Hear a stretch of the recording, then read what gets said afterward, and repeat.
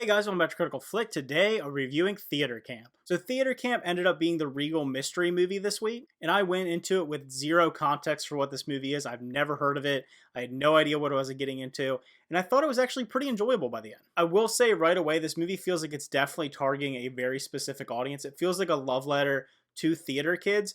I myself was not a theater kid. I don't see a lot of plays. So some of the references went over my head, and I thought some of the comedic moments would have been a lot funnier if you're somebody who's in the know with like musical theater and theater in general. The movie is filmed as like a mockumentary about the running of this theater camp. So obviously it has some of that offbeat kind of quirky comedy, people looking at the camera, some situational comedy of being like filming a documentary. So it works on those notes. And I will say, by the end of the film, it felt like it's kind of beating the same drum over and over again. So the comedic timing and the comedic like formulation of the movie felt pretty repetitive by the end for me. But I do think, like I said, for a specific audience, people are gonna really love it and really like eat up these comedic moments. The cast is composed of a lot of young actors, even children. I think they do a decent job, and it really helps elevate the heart of this story. At the end of the day, the movie is pretty warm and it has a lot of heart to it. And I think that's something it really hangs its hat on.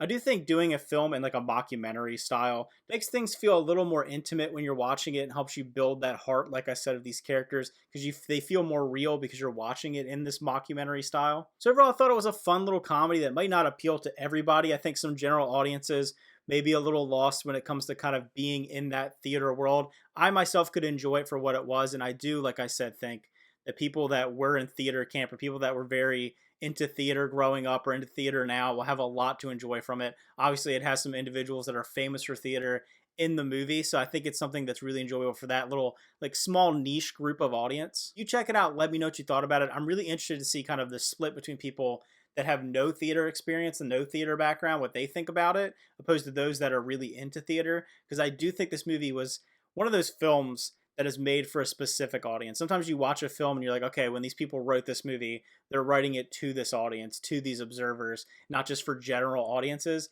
And this feels very much like that. And I think it will become like a cult classic with some people. And maybe with time, maybe I'll learn to appreciate a little more for what the theater references are. But as of right now, for me, it just falls kind of in the middle. So again, thanks for watching. Remember to like and subscribe, and see you guys next time.